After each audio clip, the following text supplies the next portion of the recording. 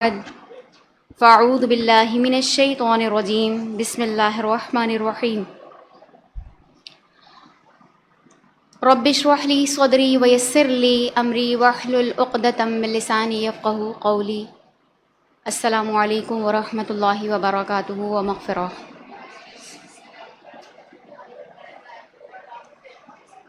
آج 22ویں پارے کا خلاصہ قرآن سننے کی اور پڑھنے کی سعادت حاصل کرنے۔ یہ 22واں پارہ سورہ احزاب، سورہ سبا، سورہ فاطر اور سورہ یاسین کے پہلے رکوع پر مشتمل ہے۔ کل ہم سورہ احزاب کے 5 رکوع پچھلے پارے میں پڑھ چکے ہیں اور آج ہم سورہ احزاب کا چھٹے رکوع سے پڑھنا شروع کریں گے۔ چوتھے رکوع سے ہم پڑھنا شروع کریں گے۔ سورہ احزاب کے آخری 6 رکوع اس میں موجود ہیں اور کل ہم نے 3 رکوع پڑھ لیے تھے اور آج ہم چوتھا رکوع پڑھیں گے۔ سورہ احزاب رکوع نمبر 4 اور آیات یہاں پر 28 تا 34 موجود ہیں، اور اس رکوع میں اللہ کریم نبی علیہ الصلوۃ والسلام کی جو دنیا بیزاری ہے، یعنی آپ جو دنیا سے بے رغبتی رکھتے ہیں، اس کو یہاں پر بیان کیا گیا ہے۔ چوتھے رکوع میں جو مخاطب ہیں آیت کا وہ ہیں ازواج مطہرات۔ فرمایا گیا ان سے خطاب کرتے ہوئے کہ ازواج مطہرات جو ہیں نبی علیہ الصلوۃ والسلام کی ازواج ہیں، ان کے توسط سے تمام امت کی جو خواتین ہیں انہیں بھی اللہ نے ہدایت دی ہے، اور ان ازواج مطہرات کو بھی یہاں پر ہدایات دی ہیں۔ واقعہ کل ہم نے پڑھا تھا غزوہ بنو قریظہ۔ یہودیوں نے اپنے وعدے کی خلاف ورزی کی، معاہدے کی خلاف ورزی کی، اور نبی علیہ الصلوۃ والسلام نے ان سے غزوہ کیا جسے غزوہ بنو قریظہ کہا گیا۔ اس غزوے کے نتیجے میں مسلمانوں کو ایک بہت بڑی مقدار میں مال و دولت حاصل ہوا، یعنی مال غنیمت حاصل ہوا، اور اتنا حاصل ہو گیا کہ مدینے کے ہر گھر میں خوشحالی آ گئی، مدینہ خوشحال ہو گیا اس مال غنیمت سے۔ لیکن نبی علیہ الصلوۃ والسلام کا جو کاشانہ اقدس تھا اس کا عالم وہی تھا کہ وہاں فقر تھا، اور یہ فقر نبی علیہ الصلوۃ والسلام کا اختیاری فقر تھا، آپ نے اپنے لیے پسند فرمایا تھا، تو وہاں اب بھی فقر و فاقہ تھا۔ تو نبی علیہ الصلوۃ والسلام کی ازواج نے اس مقام پر بربنائے طبع بشری دنیاوی سہولیات کی فرمائش کی۔ انسانی بشر ہے نا، تو بشریت کے اعتبار سے انہوں نے بھی طبیعت کے اعتبار سے نبی علیہ الصلوۃ والسلام سے فرمایا کہ ہم دنیاوی سہولیات چاہتے ہیں۔ تو جب انہوں نے ایسا مطالبہ کیا تو نبی علیہ الصلوۃ والسلام نے شدید دکھ محسوس کیا، اور آپ صلی اللہ علیہ وسلم نے اس مقام پر 1 ماہ تک ان سے علیحدگی اختیار کر کے رکھی، اور آپ مسجد سے متصل ایک بالا خانے میں تشریف لے گئے اور کسی ازواج کے پاس تشریف نہیں لے کر گئے۔ تو یہاں پر فقہ کی ٹرم میں سے ایلا کہا جاتا ہے، اور ایلا ایسے عمل کو کہا جاتا ہے کہ شوہر کسی وجہ سے بیوی کے ساتھ مقاطعہ کر لے، یعنی قطع تعلق ہی کر لے، اور ہر قسم کے تعلق کو ختم کر کے قربت کے ہر تعلق کو ختم کرنے کی جو ہے وہ قسم کھا لے، اسے کہا جاتا ہے ایلا۔ اور ایلا 2 طرح کا جو ہے وہ بیان کیا جاتا ہے، ایک ایلا موقت ہے اور ایک ایلا مؤبد ہے۔ اس کی باقی ڈیٹیلز ہم جو ہے وہ فقہ میں پڑھتے ہیں کہ اگر قسم کھا لے اور پھر رجوع نہ کرے تو کیا کنڈیشن ہوگی، اور قسم کھانے کے بعد اگر رجوع کر لیا تو پھر رجوع کے بعد کیا کنڈیشن ہوگی۔ تو وہ ایک تفصیلی جو ہے وہ حکم ہے، تفصیلی احکام ہے۔ ابھی ہمارے پاس وقت کے دامن میں گنجائش نہیں ہے تو ہم نے اس کو یہاں پر اس طرح ذکر کیا۔ پھر 1 ماہ بعد جب آپ صلی اللہ علیہ وسلم نے 1 ماہ گزر گیا تو ان کے سامنے نبی علیہ الصلوۃ والسلام نے 2 صورتیں بیان کی۔ ایک یہ کہ انہیں مال و متاع دے کر رخصت کیا جائے، یعنی جو ازواج جنہوں نے مطالبہ کیا اس بات کا کہ وہ دنیاوی سہولیات چاہتی ہیں، تو آپ نے انہیں فرمایا کہ آپ کو دنیاوی مال و متاع دیا جائے گا لیکن اس کے بعد آپ کو رخصت کر دیا جائے گا۔ اور دوسرا یہ کہ اگر وہ اللہ اور رسول کی اور آخرت کی طلبگار ہیں تو پھر نبی علیہ الصلوۃ والسلام کے ساتھ اسی فقر پر انہیں زندگی گزارنے پر راضی رہنا ہوگا۔ اور اس وقت نبی علیہ الصلوۃ والسلام کے جو نکاح ہیں اس میں 4 ازواج موجود تھیں۔ تمام ازواج نے دوسری صورت کو بخوشی قبول کیا، اور سب سے پہلے سیدہ عائشہ رضی اللہ تعالی عنہا کے سامنے یہ پیشکش رکھی گئی، اور اس کے بعد باقی ازواج کے سامنے۔ اور پھر ازواج کو باور کروایا گیا کہ ان پر اللہ نے اپنا خصوصی فضل و کرم نازل کیا ہے. وہ خصوصی فضل و کرم اس اعتبار سے کہ اللہ نے انہیں اپنے حبیب لبیب کی زوجیت میں آنے کی اور ان کی صحبت سے براہ راست فیض حاصل کرنے کا شرف بخشا ہے. تو اللہ کریم نے یہاں پر انہیں اس شرف کو یاد دلایا. پھر اگر فرمایا کہ اگر ازواج نے اپنا خصوصی مقام کا جو انہیں عزت و شرف اور مقام و مرتبہ یہ دیا گیا ہے خصوصی طور پر، اس خصوصی عنایت کا اگر انہوں نے پاس نہ رکھا تو ان کی کوتاہی پر جو پکڑ ہوگی وہ بھی دگنی ہوگی، دو چند ہوگی. جس طرح اللہ کا فضل ان کے اوپر زیادہ ہے، اسی طرح ان کے اوپر پکڑ بھی دو چند ہوگی. تو معاذ اللہ یہ خیال نہیں کرنا چاہیے کہ نبی علیہ الصلوۃ والسلام کی ازواج کسی عمل قبیح میں مبتلا ہونے کا خوف تھا، خدشہ تھا. امت کو تعلیم دینا مقصود ہے، کیونکہ نبی علیہ الصلوۃ والسلام اسوہ کامل کے اعتبار سے ہمارے سامنے سیرت کا مکمل بہترین نمونہ، اخلاق کا بہترین نمونہ، اور انہی کے توسط سے اب عورتوں کے لیے کون نمونہ کامل کے طور پر پیش کیا جاتا. تو نبی علیہ الصلوۃ والسلام کی ازواج کو یعنی ازواج مطہرات کو اللہ تعالیٰ نے مکمل رول ماڈل کے طور پر امت کی خواتین کے لیے پیش کیا ہے. تو امت کو تعلیم دینا یہاں پر مقصود ہے. اگر خصوصی اعزاز کے شایان شان عمل کریں گی تو اجر بھی دگنا ملے گا، اور اگر ازواج کوئی ایسا عمل کریں گی تو پھر ان پہ پکڑ بھی دگنی ہوگی. پھر فرمایا گیا کہ اگر نامحرم سے گفتگو کرنی پڑ جائے، یعنی نامحرم سے مخاطب ہونا پڑے، تو پھر وہاں پر لہجہ کیا اختیار کیا جائے. نرم لہجے سے اجتناب برتنے کی جو ہے وہ یہاں پر حکم دیا گیا. کہا گیا کہ نرمی کا لہجہ اختیار نہ کریں کہ سامنے والا نامحرم اس کے دل میں اگر لوچ ہو، لالچ ہو اور کوئی بدنیتی ہو تو وہ اس نرم لہجے کا فائدہ نہ اٹھا لے. تو خواتین جب نامحرم سے مخاطب ہوں تو وہ اپنے لہجے میں درستگی رکھیں، سختی رکھیں. پھر فرمایا گیا کہ پورے وقار کے ساتھ گھر میں رہیں، گھر میں بھی عزت اور حیا کا پاس رکھیں، اور اگر گھر سے باہر نکلنے کی صورت ہو تو پھر پورے پردے کا اہتمام کریں اور با پردہ ہو کر نکلیں، اور دور جاہلیت کی زیب و زینت اور نمائش اختیار نہ کریں، کیونکہ دور جاہلیت میں اسلام سے قبل خواتین کا پردے کا حکم نہیں تھا. تو عورتیں بغیر پردے کے جو ہے وہ گھر سے باہر نکلتی تھیں اور اپنی زیب و زینت کو مردوں پر ظاہر کیا کرتی تھیں. تو یہاں پر حکم دیا گیا کہ اپنی زیب و زینت کی نمائش نہیں کی جائے گی. اور پھر آگے حکم آیا کہ باقاعدگی سے نماز ادا کی جائے اور زکوٰۃ ادا کی جائے، اور زندگی کے ہر معاملے میں اللہ اور رسول صلی اللہ علیہ وسلم کی اطاعت کی جائے، اور قرآن و حدیث کی تعلیمات کو یاد رکھنے کا اہتمام بالخصوص کیا جائے. پھر رکوع نمبر 5 کی طرف آتے ہیں. تو یہ آیات 35 تا 40 پر مشتمل رکوع ہے.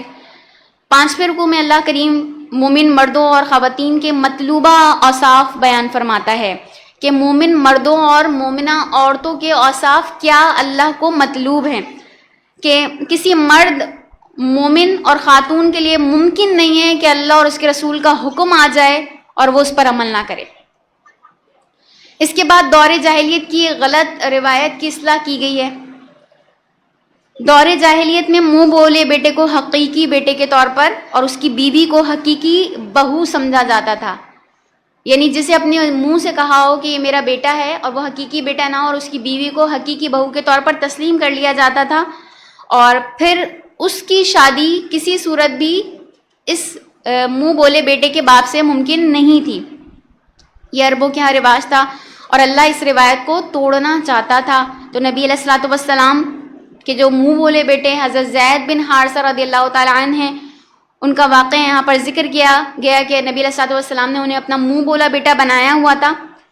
پھر سورہ احزاب میں جب اس کی ممانعت آ گئی کہ کسی کو منہ بولا بیٹا نہ بناؤ، تو آپ صلی اللہ علیہ وسلم نے ان سے یہ رشتہ ختم کر لیا، یعنی جو آپ نے منہ بولا بیٹا کہا تھا، متنبہ کہا تھا انہیں، ان سے یہ رشتہ آپ نے ختم کر لیا. پھر ان کی طلاق یافتہ زوجہ حضرت زینب بنت جحش رضی اللہ تعالی عنہا، جو کہ نبی علیہ الصلوۃ والسلام کی پھپھی زاد بہن ہیں، اور نبی علیہ الصلوۃ والسلام نے ان کا نکاح بصد اصرار اپنے منہ بولے بیٹے حضرت زید بن حارثہ رضی اللہ تعالی عنہ سے کیا تھا، فرمایا تھا. پھر ان کے مابین محبت اور التفات کا رشتہ قائم نہیں ہوا تو پھر انہوں نے چاہا کہ حضرت زید بن حارثہ نے کہ میں انہیں طلاق دے دوں، تو نبی علیہ الصلوۃ والسلام نے انہیں روکا، بار بار منع کیا کہ آپ انہیں طلاق نہ دیں. پھر لیکن جب رشتہ نہیں جو ہے وہ چل رہا تھا تو پھر آپ نے جب ان کی طلاق واقعی ہو گئی تو پھر اب نبی علیہ الصلوۃ والسلام نے حضرت زینب بنت جحش کے متعلق یہ سوچا کہ ان کی دل جوئی کرنے کے لیے مجھے ہی ان سے نکاح فرمانا پڑے گا. تو آپ نے ان کی طلاق یافتہ زوجہ حضرت زینب بنت جحش سے نکاح فرما کر جاہلیت کی روایت پر ضرب کاری لگائی، کیونکہ آپ کفار مکہ کے درمیان تھے اور دور جاہلیت ان کے جو ہے انہوں نے دور جاہلیت دیکھ رکھا تھا، اسلام سے پہلے کا دور دیکھ رکھا تھا، تو اس معاملے میں وہ بہت سخت تھے. اور اس سارے معاملے میں حکمت پوشیدہ کیا تھی؟ حکمت یہی پوشیدہ تھی کہ اللہ اس فضول رسم کا خاتمہ نبی علیہ الصلوۃ والسلام کی ذاتی عمل سے کرانا چاہتا تھا، کہ ان کے عمل سے اس جو روایت کا خاتمہ کیا جائے، کیونکہ بعض نظریات اور روایات اور رسومات معاشرے میں اس قدر جو ہے وہ پختہ اور گہرے ہو چکے ہوتے ہیں کہ ان میں کوئی بات یا کوئی عمل لوگ بآسانی قبول نہیں کرتے. تو نبی علیہ الصلوۃ والسلام کے عمل کو لا کر اس روایت کا خاتمہ کیا گیا. نبی علیہ الصلوۃ والسلام کو لوگوں کی شدید مخالفت کا سامنا بھی کرنا پڑا اور اندازہ بھی آپ کو بخوبی تھا، لیکن اللہ تعالیٰ نے آپ کو یہاں پر حکم دیا، متوجہ کیا کہ صرف اللہ کے رسول صرف اللہ ہی سے ڈرتے ہیں، وہ لوگوں کے ڈر کی وجہ سے کسی جائز کام کو ترک نہیں کرتے. اس طرح آپ کا نکاح حضرت زینب بنت جحش کے ساتھ ہو گیا. یہاں پہ رکوع نمبر 6 کی طرف آتے ہیں تو آیات 41 تا 52 اس میں ذکر کی گئی ہیں، اور اہل ایمان کو یہاں پر تلقین فرمائی گئی کہ وہ اللہ کا کثرت سے ذکر کریں اور صبح و شام اس کی تسبیح میں مشغول رہیں. فرمایا گیا آیت نمبر 41، یا ایھا الذین آمنوا اذکروا اللہ ذکرا کثیرا. اہل ایمان سے فرمایا گیا کہ اے ایمان والو اللہ کا ذکر کثرت سے کرو. یعنی مقصود یہ ہے کہ انسان ہر حال میں اور ہر وقت اللہ کو یاد رکھے. اب یہ انسان کے لیے کیسے ممکن ہے کہ ہر حال میں اور ہر لمحے اللہ کو یاد کرے؟ انسان تو بنا ہی نسیان سے ہے، بھول جانے والا. انسان کے لغوی معنی ہے کہ وہ بھول جاتا ہے، وہ غافل ہو جاتا ہے، تو وہ اللہ کو کیسے یاد رکھے؟ تو نبی علیہ الصلوۃ والسلام نے ہمیں اس کے لیے بڑا آسان طریقہ بیان فرمایا ہے کہ ہم زندگی کے ہر معاملے میں، ہر قدم پر، دوران کام، دوران معاملات اللہ کی یاد کو حاضر رکھ سکتے ہیں. وہ اس اعتبار سے کہ آپ نے بہت ساری مسنون دعائیں ہر کیفیت اور ہر موقع محل کے اعتبار سے بیان فرمائی ہیں. احادیث مبارکہ میں مسنون دعائیں ذکر کی گئی ہیں. تو اگر ہم ان مسنون دعاؤں کو یاد کر لیں جن کی ہمیں تعلیم دی گئی اور معمولات میں شامل کر لیں تو کوئی اضافی وقت خرچ کیے بغیر، صرف کیے بغیر ہم کیا کریں گے؟ اپنے کاموں کے دوران اللہ کے ساتھ اپنا تعلق مسلسل قائم رکھ سکیں گے اور ہمارا کوئی اضافی وقت بھی خرچ نہیں ہوگا. لیکن کل ہم نے پھر پڑھا تھا کہ بندہ مومن کے لیے جو سب سے افضل ذکر ہے وہ کیا ہے؟ تلاوت قرآن. کل ہم نے پڑھا تھا نا ایک آیت میں کہ بندہ مومن کے لیے سب سے افضل ترین جو ذکر کی صورت ہے وہ ہے تلاوت قرآن، اور دوسری صورت ہے نماز پنجگانہ، یعنی 5 وقت کی نماز، کیونکہ بے شک وہ نماز ہمیں بے حیائی اور برے کاموں سے روکتی ہے. پھر ان ذکر کرنے والوں پر اللہ جو اپنی رحمتوں اور برکتوں کا نزول فرماتا ہے وہ ذکر کی گئی ہیں کہ اللہ ان لوگوں پر اپنی رحمتوں کا نزول فرماتا رہتا ہے جو بکثرت ذکر کیا کرتے ہیں، اور اس کے فرشتے بھی مومنوں کے حق میں دعائے رحمت کرتے ہیں. پھر یہاں پر نبی علیہ الصلوۃ والسلام کی شان بیان کی گئی کہ آپ صلی اللہ علیہ وسلم شاہد، گواہی دینے والے، مبشر، مومنوں کو بشارتیں دینے والے، نافرمانوں کو خبردار کرنے والے یعنی نذیر بنا کر بھیجے گئے، داعی یعنی اللہ کی طرف بلانے والے بنا کر بھیجے گئے، اور ہدایت کا روشن چراغ بنا کر بھیجے گئے یعنی سراجم منیرا کے الفاظ اللہ تعالیٰ نے ذکر فرمائے. پھر آپ صلی اللہ علیہ وسلم کو حکم دیا گیا کہ مومنوں کو اللہ کی طرف سے بہت بڑے انعامات کی خوشخبری سنا دیں، آپ مبشر ہیں. اس کے برعکس کافروں اور منافقوں اور ان کی شرارتوں اور گستاخیوں پر آپ رنجیدہ نہ ہوں، ان کے دباؤ کو، مخالفین کے دباؤ کو محسوس نہ کریں، اور اللہ پر بھروسہ کر کے حق کے مشن کو استقامت کے ساتھ جاری و ساری رکھیں. اور یہ منافقین اور کفار مکہ جو چاہے کوششیں کر لیں لیکن یہ آپ کا کچھ نہیں بگاڑ سکتے. پھر رکوع نمبر 7 کی طرف آتے ہیں تو یہ آیات 53 to 58 پر مشتمل ہے. ان ورسز میں اللہ کریم فرماتا ہے کہ نبی علیہ الصلوۃ والسلام کے گھر میں مومنین بلا اجازت داخل نہ ہوں. اگر بلایا جائے تو دیر تک نہ بیٹھیں. اور ازواج مطہرہ سے کوئی شے مانگنی ہو تو پردے کی اوٹ سے مانگیں. اور وضاحت کر دی گئی کہ یہاں پر کہ پردے کا یہ حکم صرف نامحرم مردوں سے ہے، یعنی جو محرم رشتے ہیں عورت کے وہ گھر میں آ جا سکتے ہیں اور وہ عورت کا سامنا بھی کر سکتے ہیں، لیکن نامحرم کے لیے اسپیشلی یہ حکم آیا یہاں پر کہ وہ اگر کوئی شے بھی مانگتے ہوں، کوئی حاجت بھی انہیں تو پردے کے پیچھے سے وہ اس شے کو طلب کر سکتے ہیں. اور یہاں پر یہ آیت حجاب کے نام سے آیت ہے، آیت نمبر 53. اس کا ہمیں آج مطالعہ کرنا ہے تفصیلی. تو نکالیں آیت نمبر 53 اپنے پاس کھول لیں. فرمایا گیا وَإِذَا سَأَلْتُمُوهُنَّ مَتَاعًا فَاسْأَلُوهُنَّ مِن وَرَاءِ حجاب. اور جب تمہیں نبی علیہ الصلوۃ والسلام کی بیویوں سے کوئی چیز مانگنی ہو تو پردے کی اوٹ سے مانگا کرو. اس مقام پر قرآن کریم میں لفظ حجاب پہلی بار ذکر کیا گیا ہے، یعنی اس سے پہلے یہ لفظ نہیں آیا تھا، نہیں ذکر ہوا تھا. اور یہ حجاب سے متعلق احکام کے سلسلے میں سب سے پہلا حکم ہے، جس کا منشا یہ تھا، جس کا مقصود یہ تھا کہ آئندہ جو ہے وہ نبی علیہ الصلوۃ والسلام کے جو حجرے ہیں ان کے دروازوں پر پردے لٹکا دیے جائیں. سمجھ آ رہی ہے آپ کو بات؟ اور اگر کسی غیر محرم مرد کو امہات المومنین رضی اللہ تعالی عنہن میں سے کسی سے کوئی کام ہو تو وہ روبرو آ کر تقاضا نہ کریں بلکہ پردے کے پیچھے کھڑے ہو کر بات کریں. اسی آیت کو پھر جیسا کہ بتایا گیا کہ آیت حجاب بھی کہتے ہیں. اس حکم کے بعد نبی علیہ الصلوۃ والسلام کے حجروں کے دروازوں پر پردے لٹکا دیے گئے. اور چونکہ نبی علیہ الصلوۃ والسلام کی ذات ببرکت ہی جو مسلمانوں کے لیے اسوہ حسنہ ہے، تو آپ کا گھر تمام مسلمانوں کے لیے نمونہ تھا. تو جیسے ہی آپ نے اپنے گھر کے دروازوں پہ پردے ڈالے تو تمام مسلمانوں نے بھی اپنے گھر کے دروازوں پر پردے لٹکا لیے.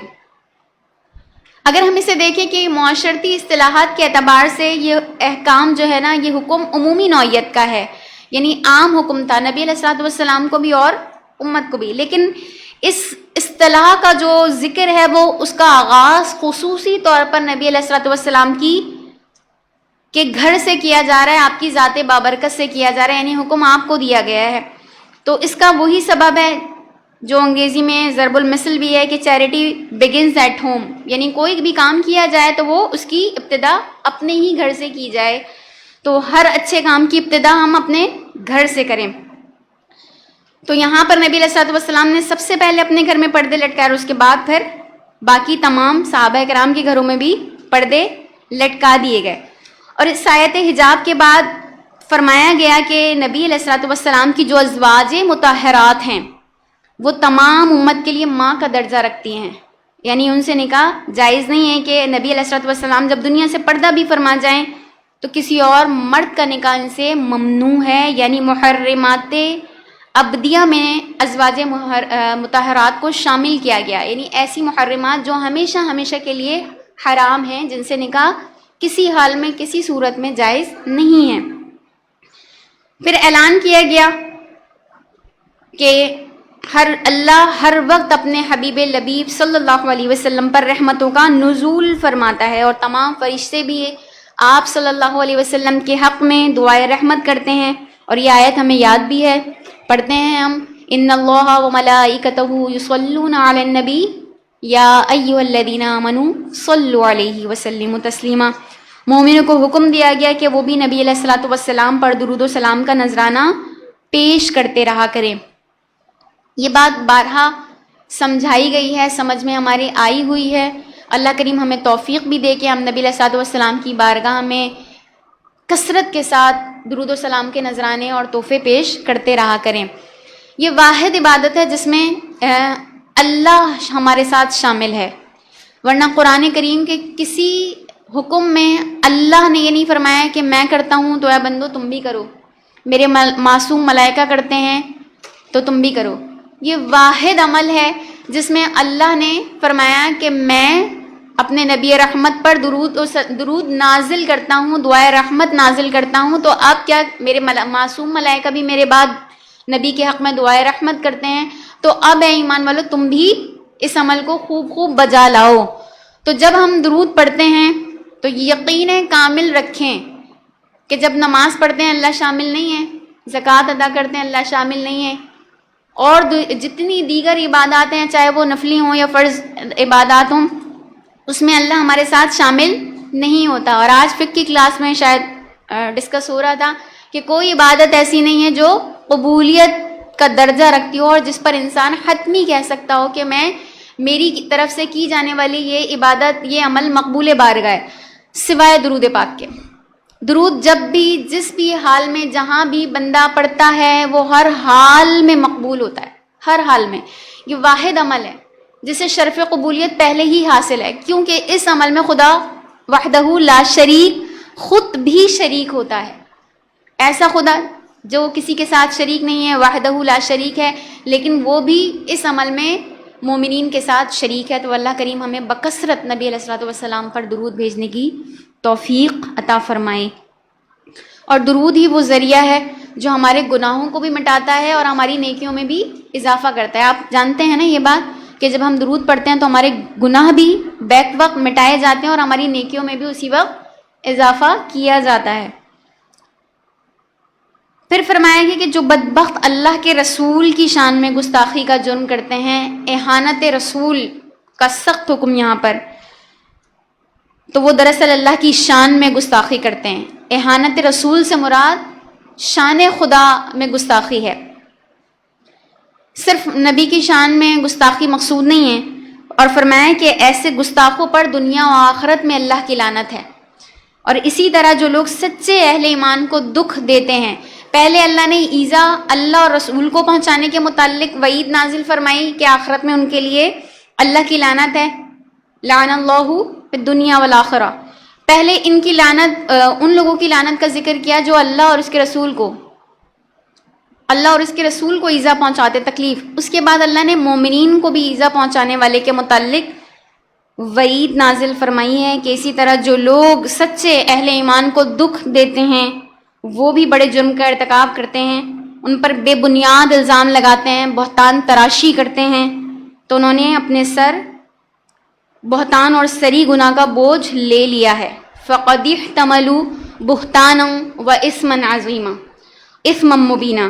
اور اس آیت کے نزول سے پہلے حد قذف کا حکم نازل نہیں ہوا تھا، یعنی قذف ایسی سزا جس میں زنا سے متعلق جھوٹی تہمت لگائی جائے، یعنی کوئی فرد کسی پاک دامن عورت کے اوپر زنا سے متعلق جھوٹی تہمت لگا دے تو اسے قذف کہا جاتا ہے. تو اس سزا کا حکم نازل نہیں ہوا تھا ابھی تک، تو صرف اس لیے یہاں پر اس جرم کی سنگین نوعیت کی طرف یہاں پر اشارہ کیا گیا ہے. اور پھر بعد میں سورہ نور آیت نمبر 4 میں قذف کی سزا بیان کی گئی کہ قذف کی حد بیان کی گئی کہ جو جھوٹا الزام لگائے گا تو اسے 80 کوڑے مارے جائیں گے اگر وہ اس جھوٹی تہمت پر 4 عینی شاہدین حاضر نہ کر سکے، 4 آنکھوں دید چشم دید گواہ نہ لا سکے. پھر اس کے بعد رکو نمبر 8 کی طرف آ جاتے ہیں، اور یہ آیات ہیں 59 to 68. ان ورسز میں اللہ کریم فرماتا ہے کہ چہرے کے پردے کا حکم اب یہاں پر بیان کیا گیا. ازواج مطہرات نبی علیہ الصلوۃ والسلام کی صاحبزادیاں اور تمام مسلمان خواتین کو حکم آ گیا. پہلے جب آیت حجاب نازل ہوئی تو پھر اس میں صرف ازواج مطہرات مخاطب تھیں، آیت کا مخاطب فقط ازواج مطہرات تھیں. اب یہ عمومی طور پر حکم نازل کیا گیا اور اس میں ازواج کو، نبی علیہ الصلوۃ والسلام کی صاحبزادیوں کو اور باقی امت کی تمام مسلمان خواتین کو بھی حکم دیا گیا، اور صراحت کے ساتھ حکم نازل ہوا کہ وہ اپنی چادر کا ایک حصہ چہروں پر لٹکا کر اسے چھپا لیا کریں. اس سے پہلے میں نے جیسے ابھی بیان کیا کہ زمانے جاہلیت میں خواتین چادر جو ہے وہ اوڑھتی تھیں، مسلمان خواتین چادر اوڑھتی تھیں لیکن اپنے چہرے کو کور نہیں کیا کرتی تھیں. تو اس حکم کے بعد یہ حکم آیا کہ اپنی چہرے پر چادر اس طرح ڈالو جیسے گھونگھٹ نکالنا، لٹکا لیا کرو. تو اس طرح چہرے کے پردے کا یہ حکم یہاں نازل کیا گیا، اور الفاظ ذکر کیے گئے کہ تاکہ تم پہچانی نہ جاؤ. لیکن یہ اختلافی مسئلہ ہے کہ چہرے کے پردے کا جو مسئلہ ہے وہ ہمارے ہاں کچھ ائمہ کے ہاں چہرے کا پردہ اور کچھ ائمہ کے ہاں چہرے کا پردہ نہیں ہے. تو اس دور پر فتن میں اگر کوئی چہرے کا پردہ کرتا ہے تو وہ تقوی اختیار کرتا ہے، اور جو نہیں کرتا تو وہ اپنے امام کی تقلید کرتا ہے، اسے اس کے مطابق اجر دیا جائے گا. پھر اسی رکوع میں اعلان کیا گیا کہ گستاخان رسول اسی قابل ہیں کہ ان پر لعنت کی جائے. جو نبی کی شان میں گستاخی کرے، احانت کرے، تنقیص کرے، کمی کرنا چاہے، وہ اسی قابل ہے کہ اس پر لعنت کی جائے، اور اللہ نے دنیا اور آخرت دونوں کی لعنت کی ہے. اور فرمایا کہ انہیں قتل کرے کہ ان کی لاشوں کے ٹکڑے ٹکڑے کر دیے جائیں. اتنی سخت سزا دنیا میں اور آخرت میں اس سے بڑھ کر. اور پھر روز قیامت جب مجرموں کے چہروں کو جہنم کی آگ میں الٹا پلٹا جائے گا تو حسرت سے فریاد کریں گے کہ اے کاش ہم نے اللہ اور اس کے رسول کی پیروی کی ہوتی. تو پھر دنیا میں جتنے لوگوں نے اپنے قائدین کی پیروی کی ہے، جنہوں نے ہمیں گمراہ کیے رکھا، اور ہم بھی وہ لوگ ہیں جو اپنے قائدین کی پیروی کرتے ہیں، اتباع کرتے ہیں، اور اس میں جائز اور ناجائز کا جو ہے وہ فرق نہیں روا رکھتے. جب کسی کو لیڈر مان لیتے ہیں تو پھر اس کا جائز ناجائز سب روا ہو جاتا ہے اور سب ہمارے لیے درست ہو جاتا ہے، اور ہم اس کی اندھی تقلید شروع کر دیتے ہیں. تو اللہ فرما رہے ہیں کہ اس وقت فرمائیں گے یہ کہ ہم نے اپنے قائدین کی پیروی نہ کی ہوتی جنہوں نے ہمیں گمراہ کیے رکھا. تو اے اللہ ان گمراہ کرنے والوں پر خوب لعنت فرما اور انہیں بڑھتے چڑھتے عذاب میں داخل فرما. رکوع نمبر 9 کی طرف آئیں تو آیات 69 سے لے کر 73 تک ہم یہاں پر اسٹڈی کر رہے ہیں. اور 9ویں رکوع میں مومنوں کو نصیحت کی گئی کہ وہ اللہ کی نافرمانی سے بچیں، اور خاص طور پر زبان کی حفاظت کرنے کا یہاں پر حکم نازل کیا گیا. فرمایا گیا کہ اہل ایمان اللہ کا تقوی اختیار کرو. یا ایھا الذین آمنوا اتقوا اللہ وقولوا قولا سدیدا. اے ایمان والو اللہ کا تقوی اختیار کرو اور سیدھی بات کرو. تقوی بمعنی ڈرنا اور تقوی بمعنی بچنا، دو الفاظ کے ساتھ یہ ذکر کیا جاتا ہے، دو معنی کے ساتھ ذکر کیا جاتا ہے. تو اللہ کا تقوی اختیار کرو یعنی اللہ سے ڈرو. کب؟ جب تم بات کر رہے ہو، جب تم کلام کر رہے ہو تو اس بات کرنے میں اللہ کا خوف رکھو، اور کوئی ایسی بات نہ کہو جس کی وجہ سے تمہاری پکڑ ہو جائے. اب چونکہ اس سے پہلے ابھی جو ہم نے احکامات یہاں پر پڑھے ہیں، پہلے کی جتنی آیات پڑھی ہیں ان میں عام گھریلو زندگی ڈسکس کی جا رہی ہے اور اس سے متعلق ہدایات دی جا رہی ہیں.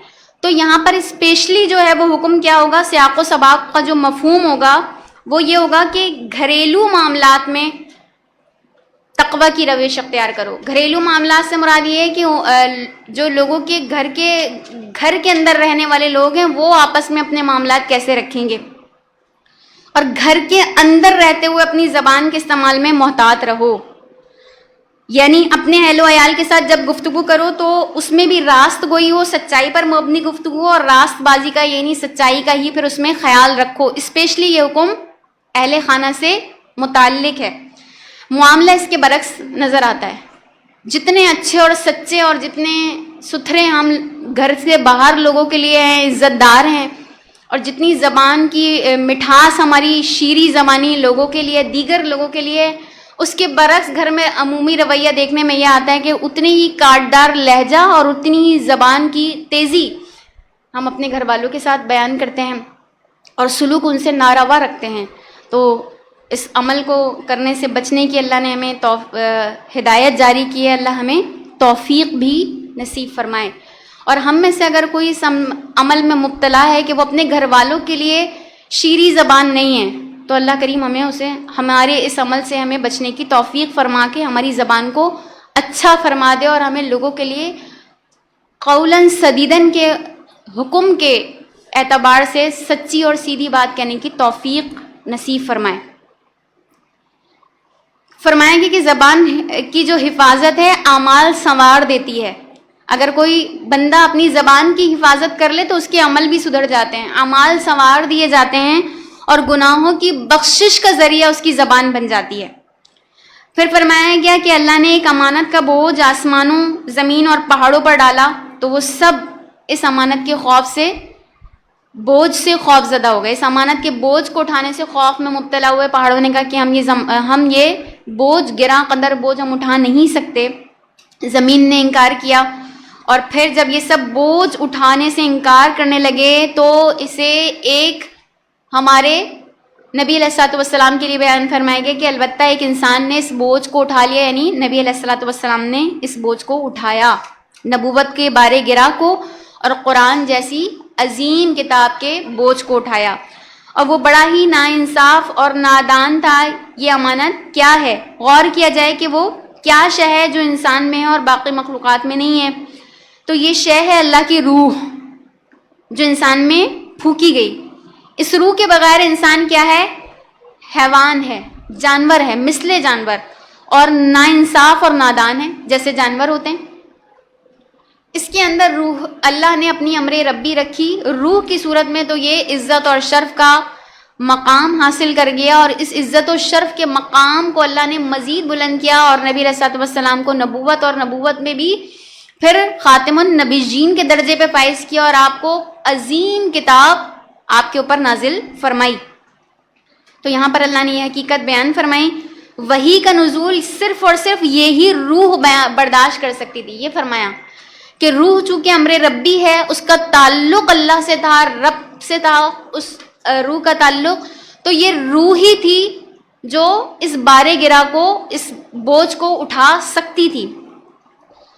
پھر وحی آنے کے بعد انسان 3 گروہوں میں تقسیم ہو گئے، وہ یہاں بیان کیا گئے کہ وحی کی تعلیمات پر ایمان لانے والے جنہیں اللہ بھرپور اجر عطا فرمائے گا۔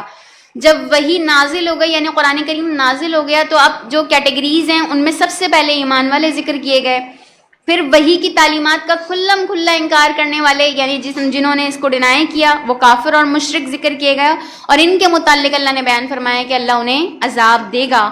پھر ایمان اور کفر کے درمیان ایک روش اختیار کرنے والا طبقہ بھی ذکر کیا گیا، یعنی وہ منافقین ہیں جو جہنم کے سب سے نچلے درجے میں پائیں گے اور شدید ترین عذاب میں مبتلا ہوں گے بوجائے منافقت، یعنی اسفل السافلین کے درجے میں یہ لوگ رکھے جائیں گے جنہوں نے نہ اسلام کو اختیار کیا مکمل طور پر اور نہ اسلام کا مکمل انکار کیا، تو اپنی منافقت کی وجہ سے یہ جہنم کے سب سے نچلے درجے میں رکھے جائیں گے۔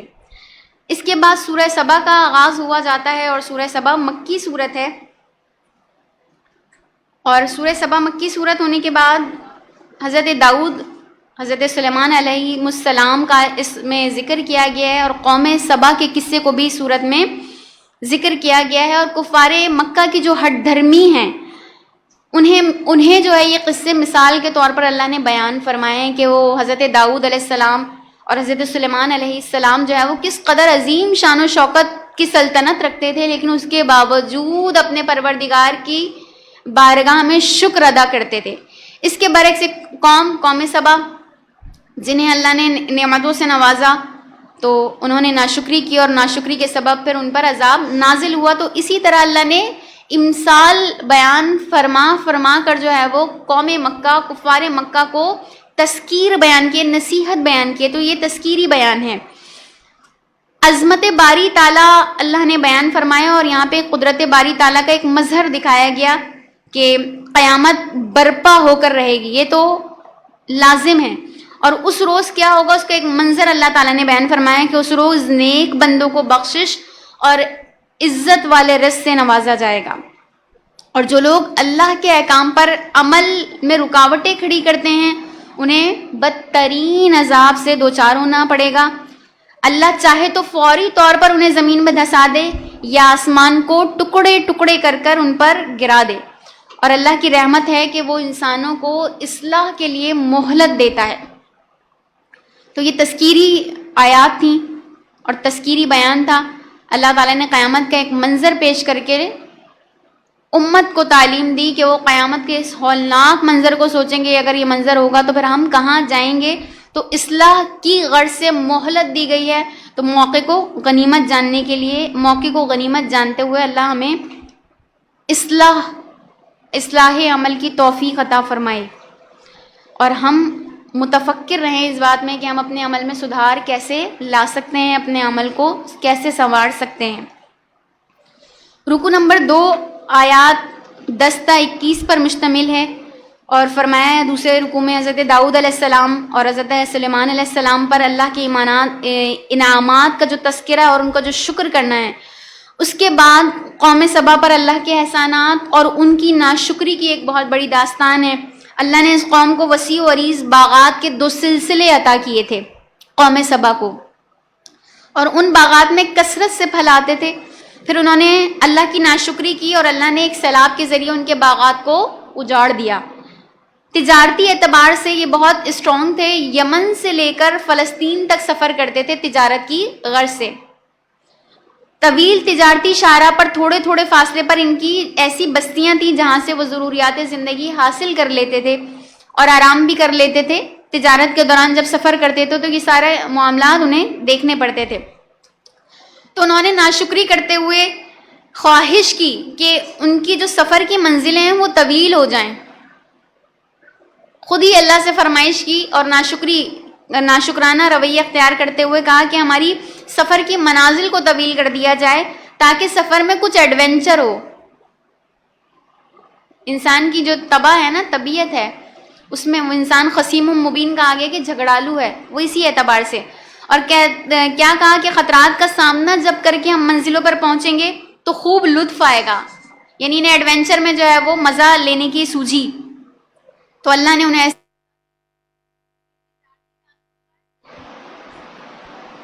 تجارتی راستوں پر دوسری قوموں کی اجارہ داری قائم ہو گئی اور قوم سبا کو اپنے علاقے منتشر ہو کر چھوڑنے پڑے. اور اب ان کا جو قصہ ہے وہ تاریخ میں محض افسانوی صورت میں باقی رہ گیا.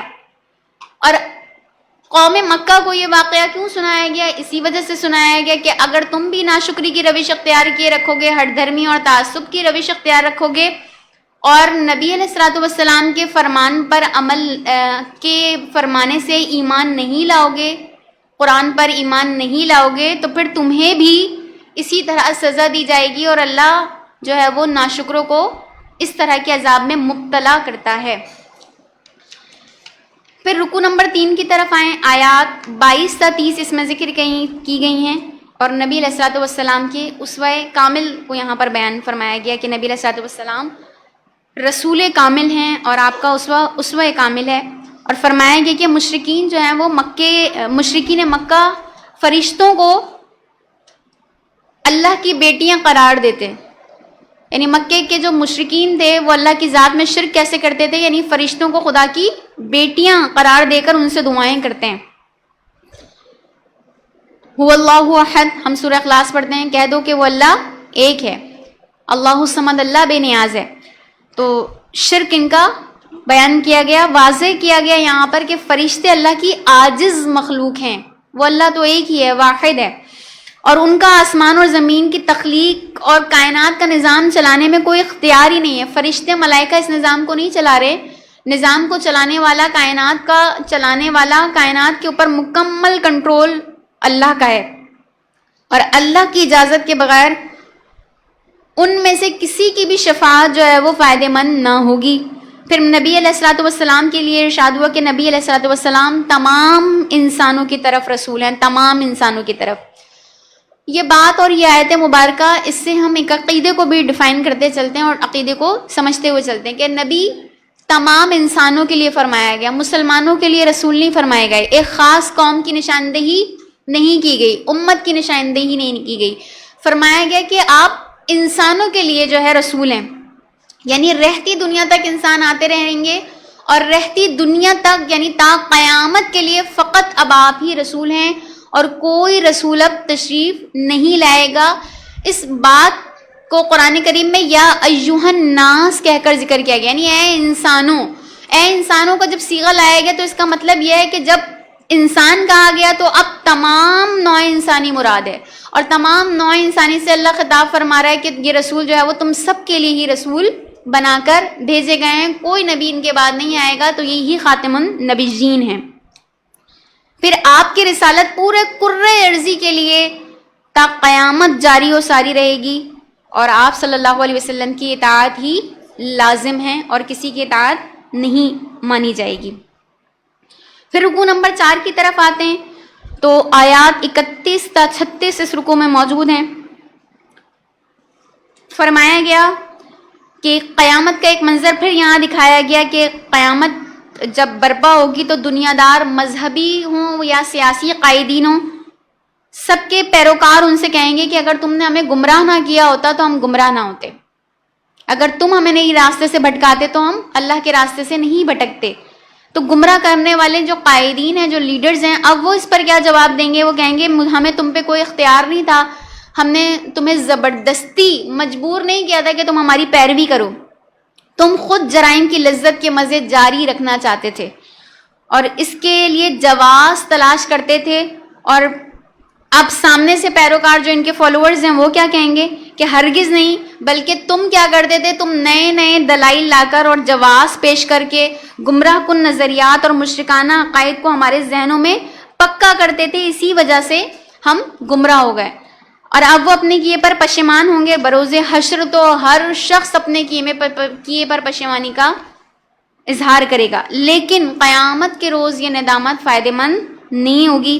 گمراہ کرنے والے قائدین اور ان کے پیروکار جہنم کی آگ میں دائماً داخل کیے جائیں گے، دائمی جلتے رہیں گے، اور جو نیکوکار ہیں انہیں اللہ داخل جنت فرمائے گا، اور اللہ ہمیں نیکوکاروں کی صحبت سے مستفید فرمائے، ان کی پیروی کرنے کی توفیق عطا فرمائے۔ پھر رکوع نمبر 5 فرمایا گیا اللہ کی قربت مال و اولاد سے نہیں ملتی، نیکیوں سے ملتی ہے۔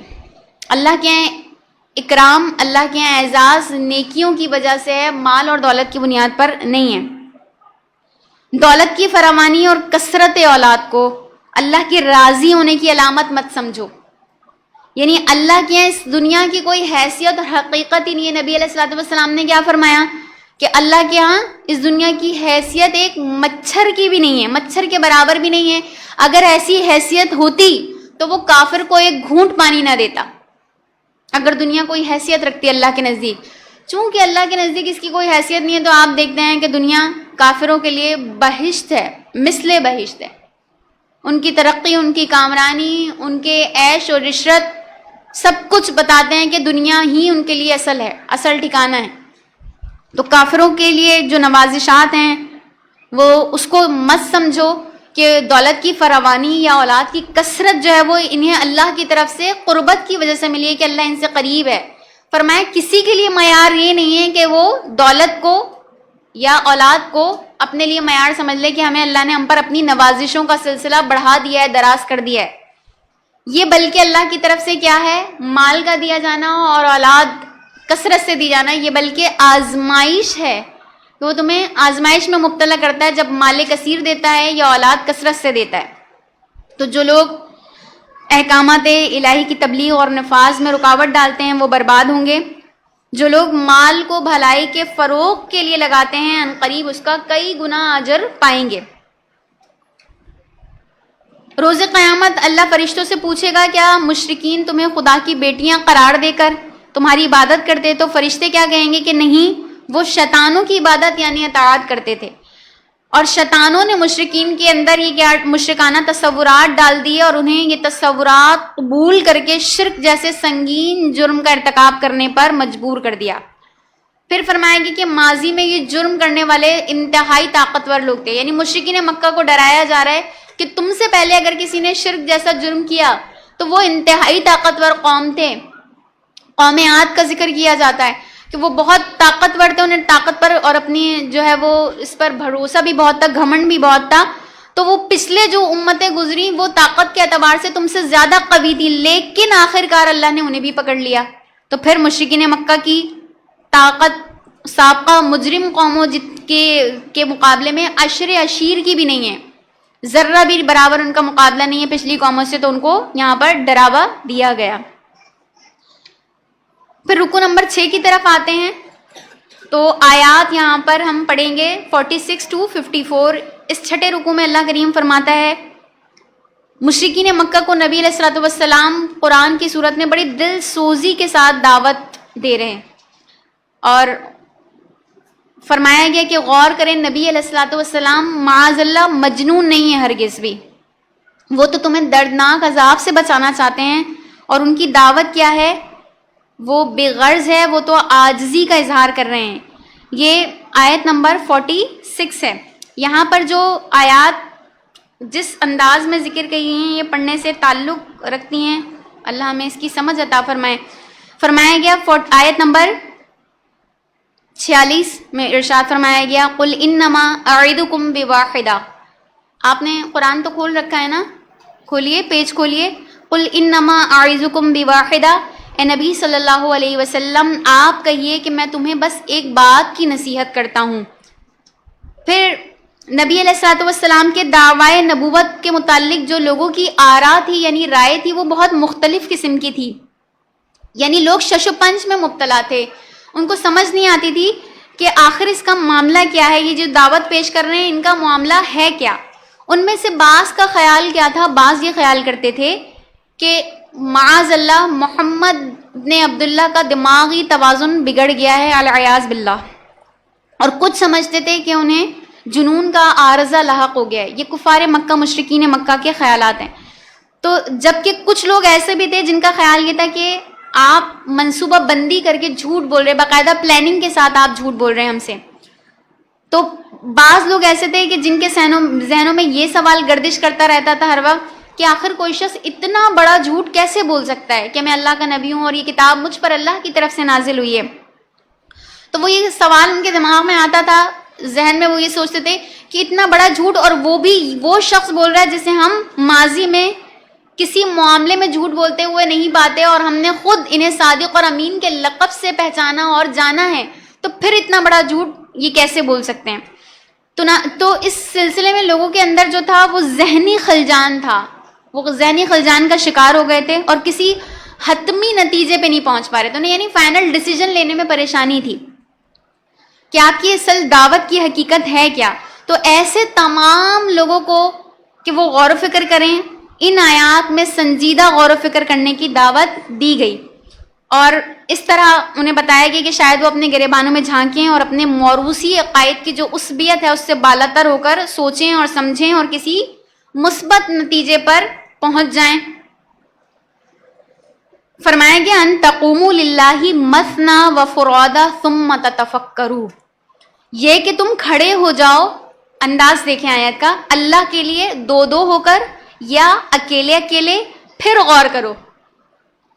کیا مقصد ہے اس بات کا؟ فرمایا گیا کہ یا تو تم دو دو ہو کر کھڑے ہو یا اکیلے رہ کر غور و فکر کرو، یعنی تم کسی وقت دو آدمی باہم گفتگو کر لو کچھ دیر، یا پھر الگ الگ کچھ دیر کے لیے اپنی توجہ کو مرکوز کرو، اللہ کے سامنے، اللہ کو اپنے سامنے تصور کرو اور اس کے سامنے تصور کر کے کھڑے ہو جاؤ اور پھر غور و فکر کرو۔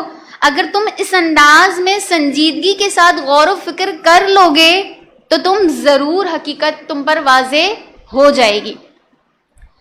پھر اس کے بعد فرمایا ما بصاحبکم من جنہ، تمہارے ساتھی کو جنون کا کوئی عارضہ نہیں ہے، یعنی یہ جو تصور، یہ جو ان کو خیالات آ رہے تھے کہ معاذ اللہ نبی، یہ جو نبی ہیں یہ جنون میں مبتلا ہو گئے، کسی عارضے میں مبتلا ہو گئے، تو اس کا بھی انکار قرآن میں نازل کیا گیا کہ ما بصاحبکم من جنہ، تمہارے ساتھی کو جنون کا کوئی عارضہ نہیں ہے۔ اگر کسی شخص کے اوپر کوئی جنون ہو جائے یا آسیب ہو جائے تو ہم اسے کیا دیکھتے ہیں؟ اس کے کچھ اثرات، شواہد نظر آتے ہیں، یعنی انسان کو اس کی کیفیات سے اندازہ ہوتا ہے کہ اس کے ساتھ کوئی مسئلہ ہے۔ تو تم لوگ نبی کی جب پرانی زندگی دیکھتے ہو، ماضی دیکھتے ہو، تو ان کے شب و روز کو سوچو، ان کے ماضی کو دیکھو اور ماضی کو دیکھتے ہوئے سوچو کہ ان کے شب و روز تھے کیا، اور ان کی بات چیت پر غور و فکر کرو اور ان کے اخلاقی معاملات کا جائزہ لو، تو تمہیں کسی بھی اعتبار سے ان کے اندر جنون کے اثرات نظر آتے ہیں؟ سوالی انداز۔ کیا آسیب زدہ لوگوں کے قول اور اقوال اور افعال اور معمولات زندگی اتنے صاف ستھرے اور مثالی ہو سکتے ہیں؟ اتنا مثالی کردار آپ نے نبوت سے پہلے جو 40 سالہ آپ کی زندگی ہے، اتنا مثالی کردار آپ نے پیش کیا کہ آپ کو آپ کے جو قریبی لوگ تھے اور قریبی لوگوں کے علاوہ بھی تھے، وہ سب آپ کے دوست تھے، وہ سب آپ سے محبت کرنے والے تھے، وہ سب آپ کو صادق اور امین کے لقب سے پکارا کرتے تھے، اپنی امانتیں آپ کے پاس رکھوایا کرتے تھے، آپ سے گواہی طلب کیا کرتے تھے، اپنے معاملات میں آپ کو بڑا تصور کیا کرتے تھے۔ یہ نبوت سے پہلے کے معاملات ہیں، تو ایسا مثالی کردار آپ کا پیش کیا گیا۔ تو اب اس کے بعد فرمایا گیا ان ہوا الا نذیر لکم بین یدی عذاب شدید، وہ نہیں ہیں مگر تمہارے لیے ایک خبردار کرنے والے ایک سخت عذاب کے آنے سے پہلے۔ پھر اب مزید فرمایا گیا قل ما سألتکم من اجر فہو لکم، وہ نہیں ہیں تمہارے لیے مگر ایک خبردار کرنے والے، اور آپ خود فرمائیے، یعنی آپ کہیے اے نبی کہ اگر میں نے تم سے کچھ اجرت مانگی ہو اس کام پر، یعنی جو میں اللہ کا میسج تم تک پہنچا رہا ہوں اور یہ کتاب جو ہدایت کی تم تک پہنچا رہا ہوں، تو اگر میں نے اس کام پر تم سے کوئی اجرت مانگی ہو تو وہ تمہارے لیے، یعنی تمہیں کو مبارک ہو، مجھے کوئی اجرت نہیں چاہیے اس کام پر۔ تو یہ ایک ایسا انداز بیان تھا جس میں نفی کی انتہا ہے، نفی انتہائی طور پر بیان کی کہ میں نے اگر اس کام کے بس کوئی اجرت طلب کی ہو تو وہ تم کو ہی مبارک ہو، اور میں ہمہ وقت دن رات اس کام میں مصروف ہوں کہ میں تمہیں دعوت حق دیتا ہوں اور کوئی معاوضہ طلب نہیں کرتا اور کوئی اجرت تم سے طلب نہیں کرتا، اور تم لوگ اس کلام کو بھی شاعری کہتے ہو اور کبھی پرانے زمانے کی کہانیوں سے تشبیہ دیتے ہو، مگر تم نے کیا کبھی یہ بات سوچی کہ شاعروں کی شاعری اور قصہ خوانوں کے قصے ان کا مقصد کیا ہوتا ہے، وہ کیوں بیان کرتے ہیں؟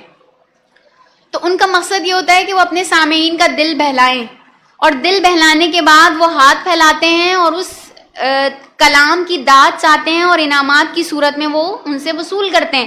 تو میں تم سے تو کوئی ایسا پیشہ وارانہ فنکاروں کی طرح کوئی داد کوئی اجرت طلب نہیں کرتا، تو تم میں ان میں اور مجھ میں کوئی واضح فرق نظر نہیں آتا؟ کتنا حسین جو ہے اللہ کریم نے یہاں پر جو ہے نبی علیہ الصلوۃ والسلام کی نبوت کے لیے جو دلائل ہیں وہ بیان فرمائے ہیں، اور کفار مکہ کو مخاطب کر کے فرمائیں ان اجری الا علی اللہ وہو علی کل شیء شہید، میرا اجر تو اللہ ہی کے ذمے ہے۔ نبی فرما رہے ہیں میرا اجر تو اللہ ہی کے ذمہ کرم پر ہے، تم سے میں نے کسی اجرت کا کسی معاوضے کا نہ تقاضا کیا ہے نہ کروں گا، میرا اجر اللہ کے پاس ہے اور وہ ہر چیز پر گواہ ہے، گواہ۔ تو اس سمجھانے کے دل سوز جو اسلوب ہے قرآن نے اس کو بیان فرمایا، اور اس کے بعد ہم واپس آتے ہیں، اور پھر اب نبی علیہ الصلوۃ والسلام یہاں پر اظہار عاجزی فرما رہے ہیں۔ قرآن نے اظہار عاجزی کے ساتھ الفاظ ذکر کیے کہ اگر بالفرض میں، یعنی نبی علیہ الصلوۃ والسلام کہہ رہے ہیں کہ میں اگر معاذ اللہ سیدھی راہ پر نہیں تو یہ میرے نفس کا قصور ہے، عاجزی منکسر المزاجی کے ساتھ فرما رہے ہیں کہ یہ میرے اپنے ہی نفس کا قصور ہے اگر میں سیدھی راہ پر نہیں ہوں۔ اگر اس کے برعکس معاملہ ہے اور میں ہدایت پر ہوں تو یہ اللہ کی عطا کردہ وحی کا فیض ہے، اور ڈرو اس وقت سے جب کوئی آفت تمہیں اچانک گھیر لے گی اور اس وقت تم لرزتے ہوئے کہو گے کہ ہم نے حق قبول کر لیا۔ جب انسان کے اوپر موت کی کیفیت طاری ہوتی ہے نا، ہر انسان کے اوپر، تو اس کے پردے ہٹا دیے جاتے ہیں، اب وہ غیب کا یعنی چھپی ہوئی چیزوں کو مشاہدہ کر سکتا ہے، اور جیسے ہی مشاہدہ کرتا ہے تو ویسے ہی کہتا ہے کہ اللہ مجھے معاف کر دے، اور اب وہ حق کو قبول کرنے کی سٹیج پر آ جاتا ہے۔ تو فرمائیں گے کہ اس وقت تم کیا کہو گے لرزتے ہوئے کہ ہم نے حق قبول کر لیا، لیکن اس وقت حق کی قبولیت اور اس کا ساتھ دینے کا وقت گزر چکا ہوگا، پھر تمہارا وہی حشر ہوگا جو ماضی میں مجرموں کا ہوا ہے۔ سورہ فاطر کا آغاز ہو جاتا ہے یہاں پر، اور سورہ فاطر مکی صورت ہے۔ لغوی معنی سورہ فاطر کے سب سے پہلا بنانے والا، عدم سے وجود میں بخشنے والا، کسی بھی چیز کو عدم سے وجود میں جو پہلی بار لے کر آتا ہے وہ فاطر۔ تو ناصحانہ یہاں پر تنبیہ و ملامت کے ذریعے پھر کفار مکہ کو دعوت دی گئی ہے، اور اللہ نے اپنی قدرت کے مظاہر بیان فرمائے ہیں۔ عظمت باری تعالیٰ کا بیان ہے، رکوع نمبر 1 میں آیات 1 تا 7 یہاں پر بیان کی جائیں گی۔ اللہ کی قدرت اس طرح بیان کی گئی کہ اگر وہ اپنی رحمت کا فیض جاری فرما دے تو اسے کوئی روک نہیں سکتا، اور اگر اپنی رحمت کا دروازہ بند کر لے تو پھر اسے کوئی کھول نہیں سکتا۔ یہ اللہ کی رحمت، اللہ ہی کا فضل ہے کہ وہ اپنی رحمت اور عنایات کی بارشیں مسلسل ہم پر برسائے، اور اگر نہ چاہے اور اسے بند کر لے تو کوئی ایسا نہیں ہے جو اس رحمت کو پھر جاری کروا سکے۔ وہی ہر شے کا خالق ہے، رازق ہے، اور روز قیامت فیصلہ فرمانے والا ہے، مالک یوم الدین ہے، وہ روز سزا و جزا کا مالک۔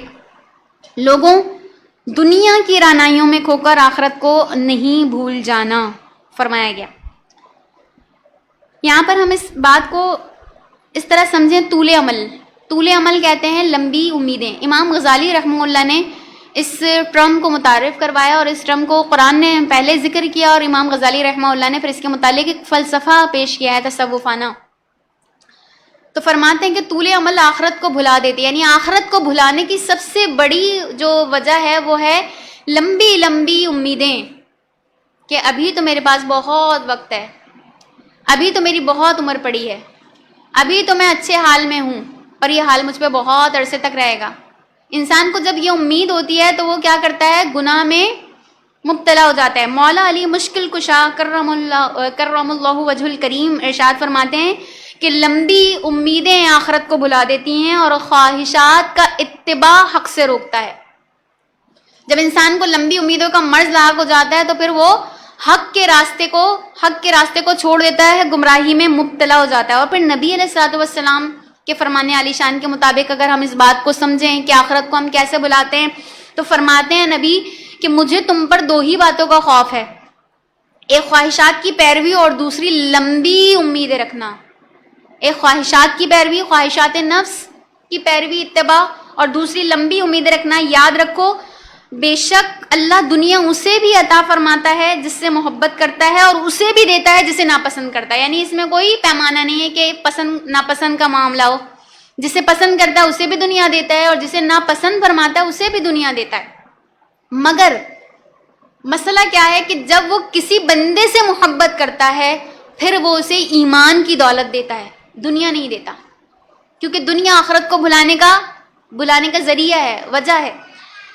پھر اسے ایمان کی دولت عطا فرماتا ہے۔ تو کچھ لوگ دنیا والے ہیں اور کچھ دین والے ہیں، نبی فرما رہے ہیں، تو دنیا والے نہ بنو، دین والے بنو، تم دین والوں میں شامل ہو کے رہنا۔ فرمایا کہ یاد رکھو دنیا پیٹھ پھیر کر جا رہی ہے، اور جان لو آخرت قریب آ چکی ہے۔ خبردار، آج جو ہے کہ تم کس عمل کے دن میں ہو، کس معاملے میں ہو، آج تم عمل کے دن میں ہو، اور پھر اس میں کوئی حساب نہیں ہے۔ جب تم عمل کر رہے ہو تو اس دن میں کوئی حساب تم سے نہیں لیا جا رہا، حساب اور کتاب کا معاملہ بھی نہیں ہے، اور ان قریب تم حساب کے دن میں ہوگے، اور وہاں پھر عمل کا معاملہ نہیں ہوگا۔ جب حساب اور کتاب کا معاملہ شروع ہو جائے گا تو پھر تم سے کوئی عمل نہ لیا جائے گا، نہ تمہیں مہلت دی جائے گی۔ پھر اس کے بعد فرمایا کہ ایسا نہ ہو کہ شیطان اللہ کی رحمت کا احساس دلا کر، یعنی اللہ کا رحمان ہونا، رحیم ہونا، غفار ہونا، یہ یاد دلا کر تمہیں گناہوں پر جری کر دے، یعنی مضبوط کر دے، تمہیں بہادر بنا دے، تمہیں کہ گناہ پہ گناہ کیے جاؤ۔ اللہ بے شک کل بھی پڑھا تھا کہ غفور الرحیم ہے، لیکن وہ نافرمانیوں کی سزا دینے والا ہے۔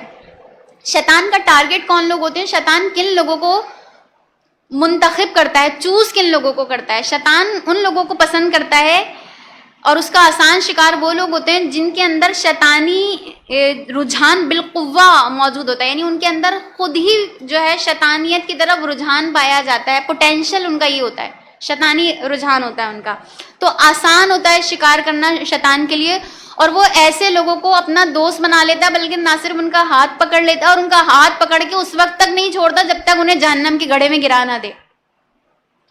تو یہ دو قوتیں اللہ نے قرآن میں ذکر کی، ایک حزب الشیطان اور ایک حزب الرحمن، اللہ کے گروہ سے تعلق رکھنے والے اور شیطانی گروہ سے تعلق رکھنے والے۔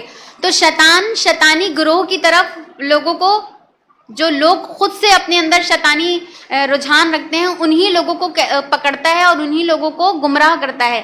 باقی جو لوگ عباد الرحمن ہیں، اللہ کے بندے ہیں، ان کی صفات اللہ نے قرآن میں بیان کی ہیں، اور وہ حزب الرحمن کے درجے میں آتے ہیں۔ تو اللہ کریم ہمیں شیطان کے ہر وسوسے سے اور ہر کاری وار سے محفوظ فرمائیں۔ اور شیطان چونکہ ہمارا ایسا پوشیدہ دشمن ہے، نظر تو نہیں آتا بظاہر، لیکن ہے موجود، ہماری خون میں گردش کرتا ہے، وسوسوں کی صورت میں ہمارے اندر گردش کرتا ہے، اور وسوسہ ڈال کے ہمیں چھوڑ دیتا ہے، اور پھر انسان اس وسوسے پہ خود ہی آخرکار عمل پیرا ہو جاتا ہے۔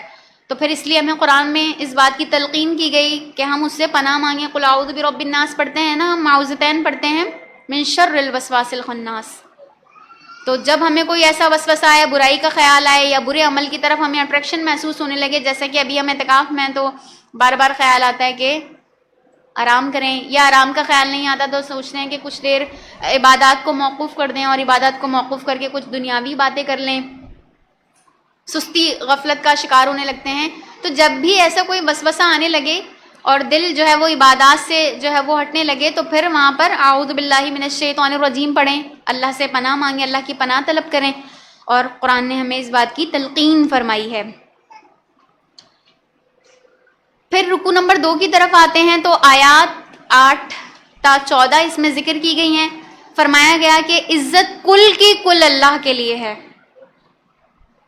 اللہ کے اختیار میں ہے، اللہ کے ہاتھ میں ہے. تمام کی تمام عزت اللہ ہی کے لیے ہے، اللہ ہی کے ہاتھ میں، جسے چاہے دے اور جسے چاہے ذلت دے. وَتُعِزُّ مَن تَشَاءُ وَتُذِلُّ مَن تَشَاءُ. ایک فارمولہ یہاں پر بیان فرمایا کہ جو عزت حاصل کرنا چاہتا ہے تو اسے چاہیے کہ اللہ کا عطا کردہ پاکیزہ نظریہ قبول کر لے، اور پھر اس نظریے کی سربلندی کے لیے بھرپور جد و جہد بھی کرے. اور اللہ کا عطا کردہ پاکیزہ نظریہ کیا ہے؟ وہ قرآن حکیم ہے. اگر قرآن حکیم کو سمجھا جائے، اس پر عمل کیا جائے اور اس کی دعوت کو پھیلایا جائے اور اس کی تعلیمات کے نفاذ کے لیے تن من دھن لگایا جائے، تو پھر اللہ فرما رہا ہے کہ اللہ ایسے سعادت مندوں کو، خوشبختوں کو ضرور سرخرو فرمائے گا. اور اس کے برعکس جو لوگ اللہ کی کتاب کی ناقدری کرتے ہیں، جو کتاب اللہ کی تعلیمات کا انکار یا تو عملی طور پر کرتے ہیں یا نظریاتی طور پر کرتے ہیں، تو ان کے لیے فرمایا گیا وہ ذلیل اور رسوا ہو کر رہیں گے. اور جو اس کی تعلیمات کو جاری و ساری ہونے سے روکتے ہیں، ایک تو انکار کرتے ہیں، دوسرے اس کے پیغام کو، اس کے مشن کو پھیلنے سے روکتے ہیں، ان کے لیے بھی کہ وہ ذلیل اور رسوا ہو کر رہیں گے. اور اللہ ہی کل اختیار رکھتا ہے، اور اللہ کے سوا جن معبودوں کو پکارا جا رہا ہے، لات و منات اور عزا اور اس کے علاوہ دیگر معبودان باطلہ، تو فرمایا گیا کہ وہ تو ایک کھجور کی گٹھلی سے لپٹی ہوئی جھلی کا بھی اختیار نہیں رکھتے. عربوں میں چونکہ کھجور جو ہے وہ بنیادی غذائی جنس کے اعتبار سے عام پائی جاتی ہے، اور آج سے نہیں پائی جاتی، شروع سے پائی جاتی ہے. تو اس لیے کھجور جیسی حقیر مثال اللہ نے پیش کی، یعنی مثال کے لیے اللہ کھجور کو لایا جو وہاں پر عام تھی، آج تک عام ہے. اور اس کے لیے بھی اللہ نے کیا، کھجور کو مثال کے طور پر ایسے پیش کیا کہ کھجور کے اوپر جو لپٹا ہوا غلاف ہوتا ہے، کھجور کی گٹھلی کے اوپر ایک باریک سی جھلی ہوتی ہے سفید کلر کی، اس کو ذکر کیا قطمیر کے نام سے. اور دوسرا لفظ ذکر کیا گیا فتیلہ. کھجور کی گٹھلی کے اندر ایک جو ناف ہوتی ہے، اس ناف کے اندر باریک سا دھاگا ہوتا ہے، اس کو کہا جاتا ہے فتیلہ. تو اللہ فرما رہا ہے کہ تو قطمیر جتنا بھی جو ہے وہ اختیار نہیں رکھتے یہ جو تمہارے معبودان باطلہ ہیں، جن کو تم میرے مقابل میں پوچھتے ہو، عبادت کرتے ہو، یا جن کو میرے ساتھ شریک ٹھہرا لیتے ہو. تو ان کی حیثیت تو اتنی بھی نہیں جتنی کھجور کے غلاف کی یا کھجور کے اندر باریک سے دھاگے کی. اللہ ہمیں سمجھ عطا فرمائے.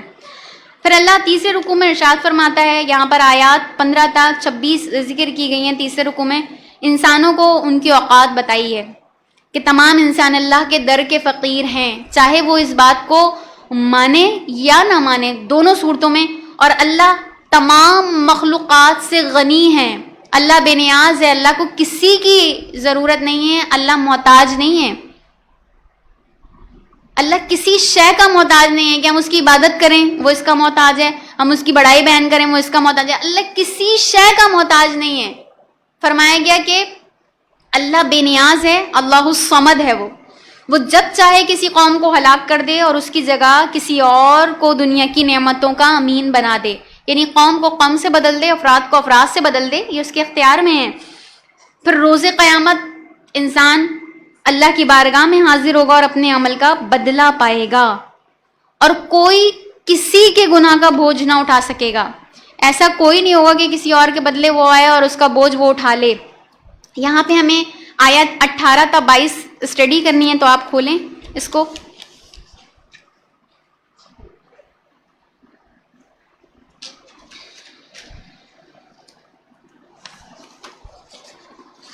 فرمایا گیا آیت نمبر 18 میں، سورہ فاطر آیت نمبر 18 نا، فرمایا گیا وَلَا تَزِرُ وَازِرَةً وِزْرَ أُخْرَىٰ، اور کوئی جان نہیں اٹھائے گی کسی دوسری جان کا بوجھ، اور وَإِن تَدْعُ مُثْقَلَةٌ إِلَىٰ حِمْلِهَا، اور اگر بوجھ تلے دبی کوئی جان کسی کو پکارے گی اپنا بوجھ ہٹانے کے لیے، یعنی جب کوئی شخص گرنے لگتا ہے یا پھر اس کے اوپر کوئی بھاری چیز آنے لگتی ہے تو وہ کسی کو مدد کے لیے پکارتا ہے، تو یہاں پر وہ کیفیت بھی بیان کی گئی کہ اگر کوئی جان اپنے بوجھ تلے دبنے کے بعد کسی کو پکارے گی تو اس کے لیے فرمایا گیا لا يحمل منه شيء ولو كان ذا قربى، تو نہیں اٹھائے گا کوئی اس میں سے کچھ بھی اگرچہ وہ قرابت دار ہو، رشتہ دار بھی ہوگا تب بھی وہ اس کا بوجھ کو اٹھا نہیں سکے گا، یعنی میدان محشر میں ہر کوئی اپنے گناہوں کے بوجھ تلے ناقابل برداشت بوجھ اٹھا رہا ہوگا، اور کسی قریبی رشتہ دار کو بھی مدد کے لیے پکارے گا تو وہ بیگانوں کی طرح اس کے قریب سے گزر جائے گا اور اس کی مدد نہیں کرے گا، چاہے وہ بیٹا ہی کیوں نہ ہو، قریبی رشتہ داروں میں اولاد، چاہے وہ اولاد ہی کیوں نہ ہو۔ تو انما تنذر الذین یخشون ربهم بالغیب واقاموا الصلاۃ، اے نبی آپ صلی اللہ علیہ وسلم تو ان لوگوں کو خبردار ہی کر سکتے ہیں جو ڈرتے ہیں اپنے رب سے غیب میں رہتے ہوئے اور نماز قائم کرتے ہیں۔ تو اللہ پر ایمان لانے والے اور اس سے ڈرنے کی اہمیت اسی وقت تک ہوگی جب تک غیب کے پردے حائل ہیں، اگر یہ پردے اٹھ جائیں اور جب یہ پردے اٹھ جائیں تو اس وقت کسی کا ایمان لانا فائدہ مند ثابت نہیں ہوگا، اور اس وقت تو بڑے بڑے سرکش اور نافرمان لوگ بھی سر خم تسلیم کرتے ہیں، کر دیتے ہیں اور کر دیں گے، مستقبل میں بھی اگر جو ہے وہ ایسے کسی شخص کے سامنے سے پردہ اٹھا دیا جائے تو وہ اپنا سر خم تسلیم کر دے گا اور وحدانیت پر ایمان لے آئے گا اور اللہ پر ایمان لے آئے گا۔ تو اللہ فرما رہا ہے کہ غیب جب تک بالغیب ہے، جب تک پوشیدہ ہے، جب تک پردے اٹھائے نہیں جا رہے تب تک ہی جو ہے وہ ایمان لانا مشروط ہے، کہ اس وقت ایمان لاؤ جب کوئی چیز چھپی ہوئی ہے، پوشیدہ ہے، اور جب تمہیں اس کا حکم دیا گیا ہے۔ فرمایا وَمَن تَزَكَّىٰ فَإِنَّمَا يَتَزَكَّىٰ لِنَفْسِهِ، اور جو کوئی بھی پاکیزگی اختیار کرتا ہے تو وہ اپنے ہی بھلے کے لیے کرتا ہے، اللہ پر کوئی احسان نہیں ہے، استحسان نہیں کر رہے ہم یہ نہیں کی کہ ہم اللہ کی بھیجے ہوئے کلام پر ایمان لائیں اور تعلیمات قرآن پر عمل کریں، تو یہ استحسان نہیں ہے، اللہ فرما رہے جو کوئی نیکی کرتا ہے وہ اپنے ہی بھلے کے لیے کرتا ہے۔ اب یہاں پہ کمپیریٹیولی اسٹڈی ہم کریں گے آیات کے مابین، اللہ نے دو چیزوں کو موازنے کے طور پر بیان فرمایا، دو چیزیں کیا ہیں اس طرح بیان فرمایا وَمَا يَسْتَوِي الْأَعْمَىٰ وَالْبَصِيرُ، اور برابر نہیں ہو سکتے اندھا اور دیکھنے والا، وَلَا الظُّلُمَاتُ وَلَا النُّورُ، اور نہ اندھیرے اور روشنی برابر ہو سکتے ہیں، وَلَا الظِّلُّ وَلَا الْحَرُورُ، اور نہ سایہ اور دھوپ برابر ہو سکتے ہیں، وَمَا يَسْتَوِي الْأَحْيَاءُ وَلَا الْأَمْوَاتُ، اور نہ برابر ہو سکتے ہیں زندہ اور مردہ لوگ۔ سمجھ آئی بات کہ اللہ نے دو چیزوں کو ہر دو چیزوں کے اندر مقابلہ کیا ہے اور موازنے کے طور پر بیان کیا ہے کہ نہ اندھا اور دیکھنے والا برابر ہو سکتے ہیں، نہ روشنی اور اندھیرا برابر ہو سکتے ہیں، نہ دھوپ اور سایہ برابر ہو سکتے ہیں، اور سب سے آخر میں بیان کیا نہ زندگی اور موت برابر ہو سکتی ہے۔ یہاں پہ مردہ کون مراد ہیں؟ یہ زندہ اور مردہ لوگ، ان کو ذکر کیا گیا کہ مردوں سے مراد وہ مردے نہیں ہیں جو قبر میں دفن ہیں، جو چلے گئے، وہ مردے یہاں مراد نہیں ہیں، بلکہ یہ ان جیتے جاگتے انسانوں کا تذکرہ اللہ نے فرمایا جن کی روحیں مردہ ہو چکی ہیں، یعنی بظاہر وہ زندہ ہیں لیکن ان کی جو روح ہے امر ربی کے اعتبار سے وہ اس قدر اللہ کے ذکر سے محروم رہی ہے اور ایمان کی کیفیت سے محروم رہنے کے بعد وہ مر چکی ہے، وہ اس قدر غفلت میں ڈوبی، آپ ایسے سمجھے جیسے انسان کسی بیماری میں مبتلا ہو جائے اور اسے وقت پر فرسٹ ایڈ نہ دی جائے اور وہ اسے دوائیاں اور غذا جو ہے وہ پراپر میسر نہ آ سکے، تو ایک وقت آتا ہے کہ وہ پھر اپنی توانائی کو کھوتے موت کے قریب ہو جاتا ہے اور اتنا کمزور ہو جاتا ہے کہ پھر بالآخر اس کی غذائی کمی سے اور وقت پر علاج نہ ہونے کے باعث اس کی موت واقع ہو جاتی ہے۔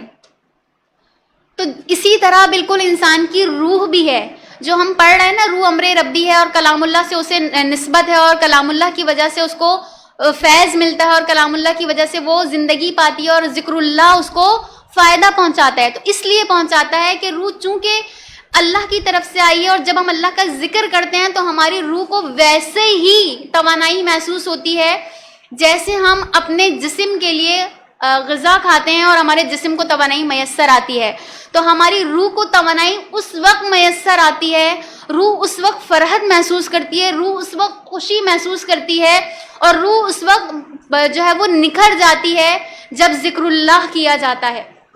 جب کوئی بندہ اللہ کا ذکر کثرت سے کرتا ہے تو اس کی روح توانا ہو جاتی ہے، اور جب کوئی بندہ اللہ کے ذکر سے غافل ہو جاتا ہے تو اس کی روح مزمحل ہو کر، پریشان ہو کر، افسردہ ہو کر کسی جسم کے کونے میں پڑی تو ہوتی ہے لیکن وہ مردہ ہو چکی ہوتی ہے.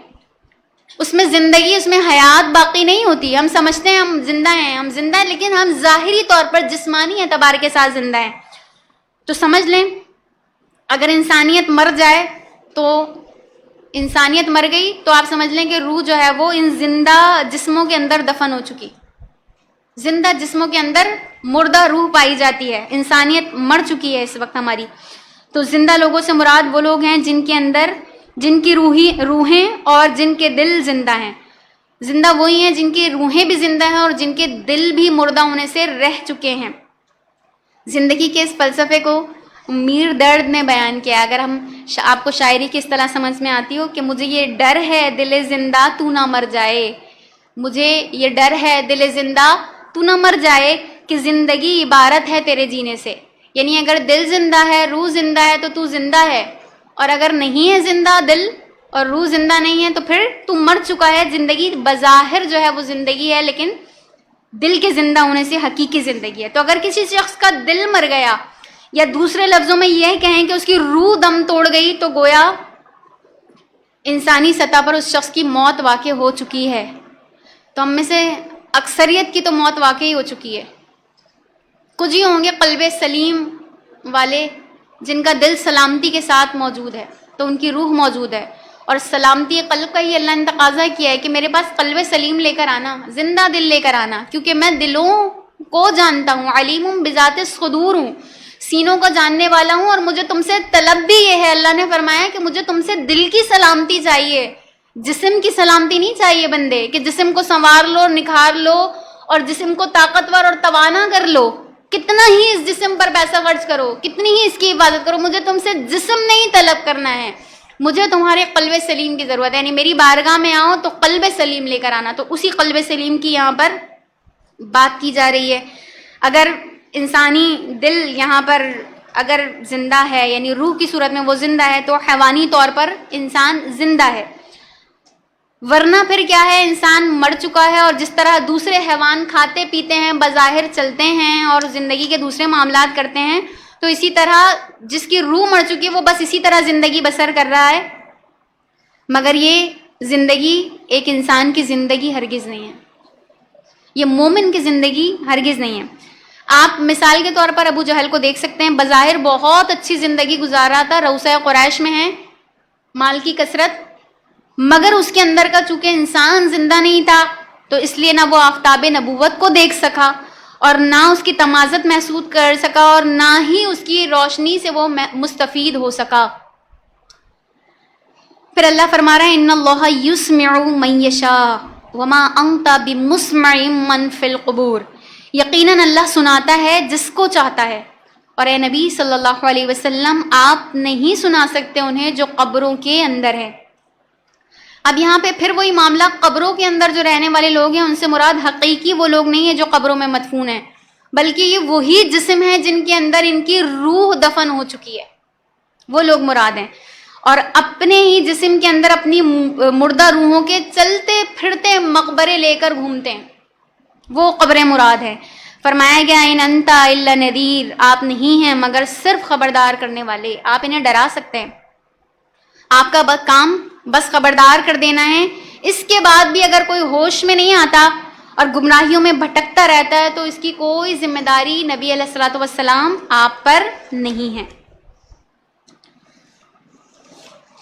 اب دل کی مردگی پہ بات تو کر لی ہے اور بات ہی کر سکتے ہیں، فلسفہ ہی بیان کر سکتے ہیں. حقیقت حال تک پہنچنا تو ہمارے لیے خود سے ناممکنات میں سے ہے. اللہ کریم ہمیں اس کی حقیقت تک پہنچائے، اس راز کو ہم پر عیاں فرما دے، اور قلب سلیم جس کا تقاضا خدا نے ہم سے کیا ہے، ہمارے مردہ دلوں کو سلامتی قلب سے بدل دے، ہمیں سلامتی والا دل عطا فرمائے، اور ہمیں سلامتی دل کی فکر بھی عنایت فرمائے۔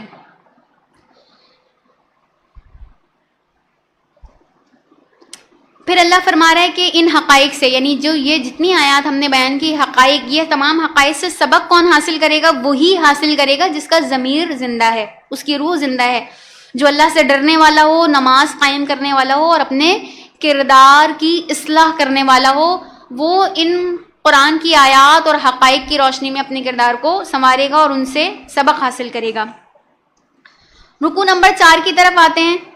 فرمایا گیا کہ اللہ کی قدرت کا جو حسین کرشمہ ہے وہ کائنات کی صورت میں اللہ نے میوے، پھل، پہاڑ، انسان اور دیگر جاندار طرح طرح کے رنگوں میں پیدا فرما کر کائنات کو کیا خوب رونق بخشی ہے۔ اور علم حقیقت رکھنے والے تو اللہ کی قدرتوں کے احساس سے ہی لرزتے ہیں۔ علم حقیقت رکھنے والے یعنی جو حقیقی طور پر علم رکھتے ہیں، وہ اللہ کی قدرتوں کا جب مشاہدہ کرتے ہیں تو پھر ان کی کیفیت کیا ہوتی ہے؟ وہ اللہ سے ڈرتے ہیں، خوف میں مبتلا ہوتے ہیں۔ اور یہ سورہ فاطر کی آیت نمبر 28 ہے۔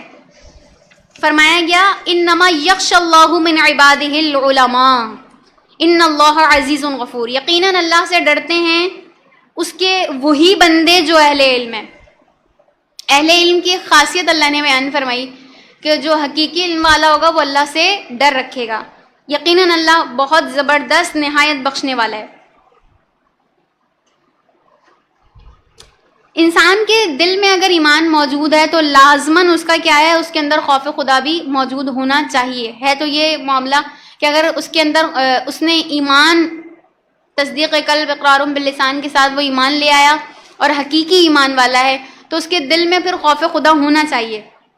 اور پھر جس قدر اس کے علم میں اضافہ ہوگا، انسانی کیفیت بیان کی نا کہ علم جتنا انسان کا بڑھے گا اس قدر وہ خوف میں مبتلا ہوگا۔ یعنی اگر ہم دیکھیں یہ علم کس اعتبار سے؟ ارضیات کے اعتبار سے، ایسا علم نہیں جو مشاہداتی علم کی بات کی جا رہی ہے، ایسا علم نہیں کہ بالغیب نظر نہیں آ رہا، آنکھوں سے نظر ہی نہیں آتا، تو پھر ہم کیسے جو ہے وہ اپنے علم میں اضافہ کریں؟ ارضیات کا علم، نباتات کا علم اور حیوانات کا علم، یعنی کائنات کے متعلق جتنے اسرار اور رموز ہیں کائنات میں، اگر وہ ان کا مطالعہ کرتا ہے اور مطالعہ اس کا وسیع جتنا ہوتا جاتا ہے تو اس کے دل میں اللہ کی عظمت اور خشیت بڑھتی ہے۔ بلند و بالا پہاڑوں کو دیکھتا ہے، جھرنوں کو برستے ہوئے دیکھتا ہے، آسمان سے بارش کا نظام دیکھتا ہے، پتھر کے اندر سے کیڑا زندہ دیکھتا ہے، اور جنگلات میں جانوروں کی جو روک تھام ہے، یعنی وہ کبھی جو حیوانات ہیں وہ جنگلات سے باہر نہیں آ جاتے، ان کو کس نے روک رکھا ہے؟ وہ جنگلات سے ہماری دنیا میں کیوں نہیں آ جاتے؟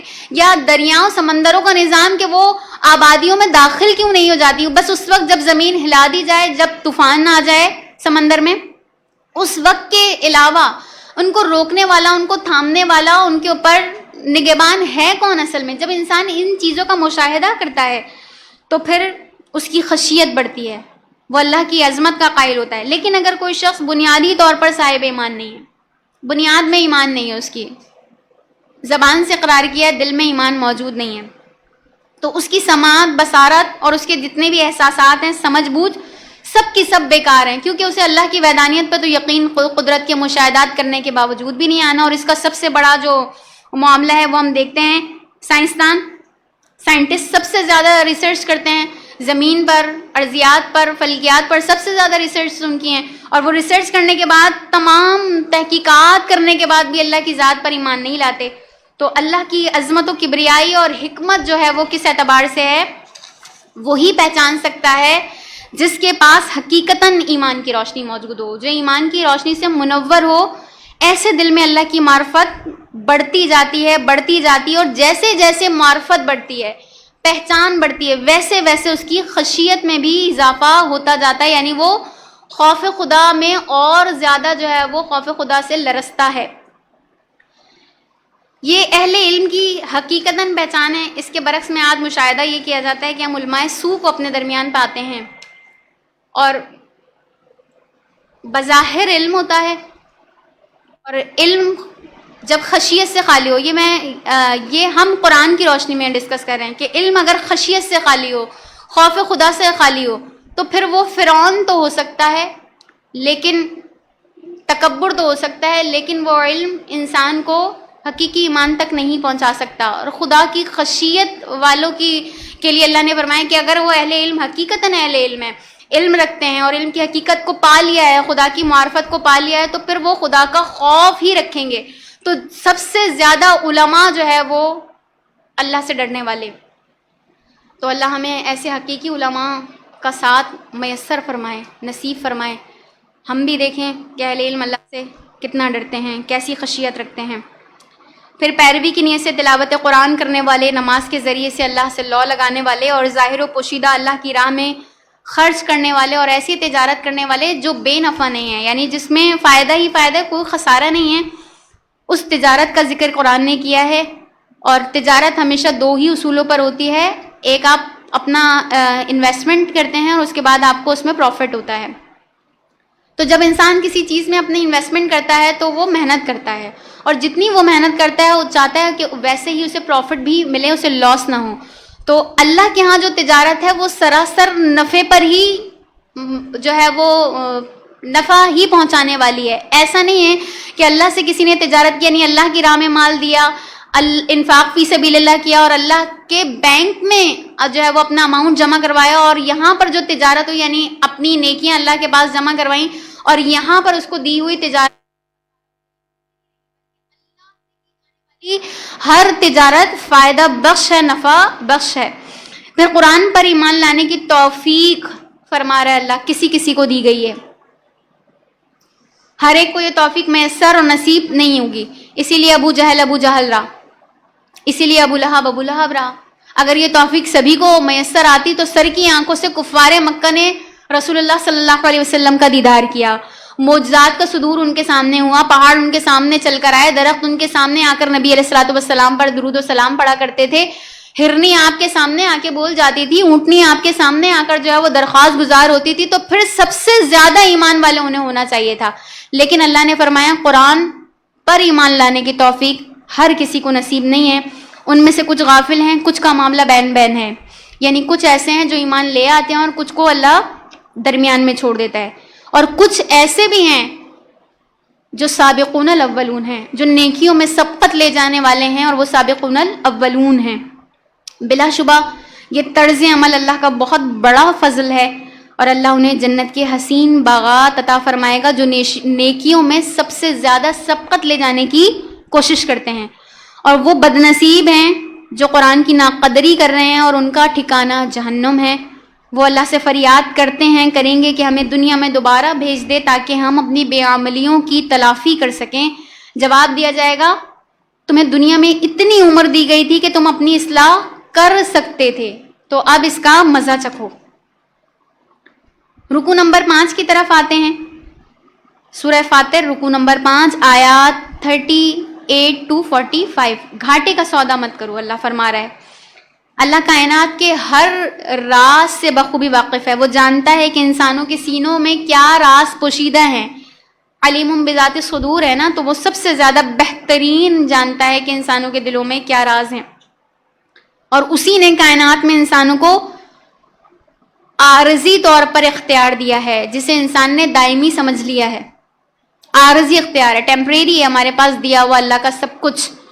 تو ایسے لوگ بدبخت ہیں جو اس کا اختیار غلط کرتے ہیں. اس عارضی اختیار کا استعمال، اور اس عارضی اختیار کے استعمال کو ہی اللہ جانچنا اور پرکھنا چاہتا ہے کہ اگر مال دیا گیا ہے کثرت سے تو کیسا استعمال ہے، اگر عمر دی گئی ہے تو کیسا استعمال ہے، علم دیا گیا تو کیسا استعمال کیا جا رہا ہے، نعمتیں دی گئی ہیں تو کیسی نعمتوں کا استعمال کیا جا رہا ہے. اور نعمتوں کا صحیح استعمال یہی ہے کہ نعمتوں کو نعمتوں کی صحیح جگہ پر استعمال کیا جائے تو ان کا شکرانہ. نعمت کو نعمت کی صحیح جگہ، یعنی آنکھ دی ہے اس کو قرآن کی تلاوت میں اگر لگایا تو یہ نعمت کا حق ادا ہو گیا.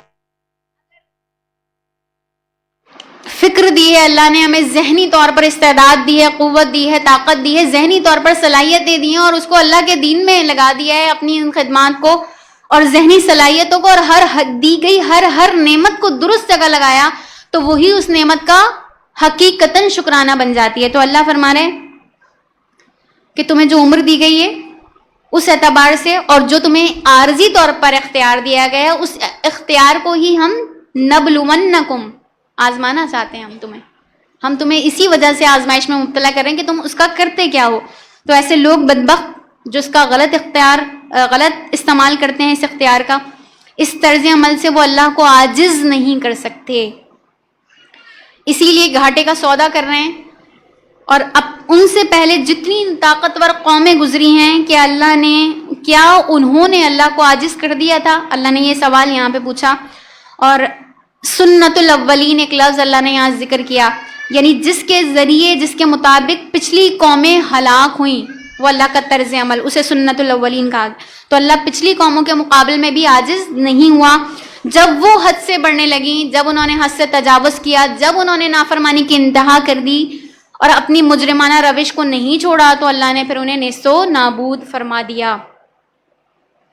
یہاں پہ الحمدللہ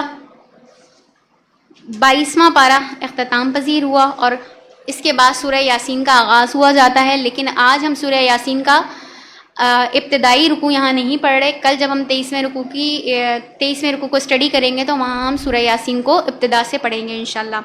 دعا کر لیجئے کہ اللہ جو کچھ ہم نے پڑھا ہے اور جو کچھ ہم نے سنا ہے اس پر پڑھ کر سن کر ہمیں عمل کرنے کی حقیقتاً توفیق عطا فرمائے. قرآن کو سیکھنا، قرآن کو سمجھنا، قرآن پر عمل کرنا اور پھر اس علم کو حاصل کر کے اپنی نسلوں تک پہنچانا اور اس سفر کو تا قیامت ہماری نسلوں میں جاری رکھنا اللہ ہمارے لیے آسان فرما دے. وما علینا الا البلاغ المبین.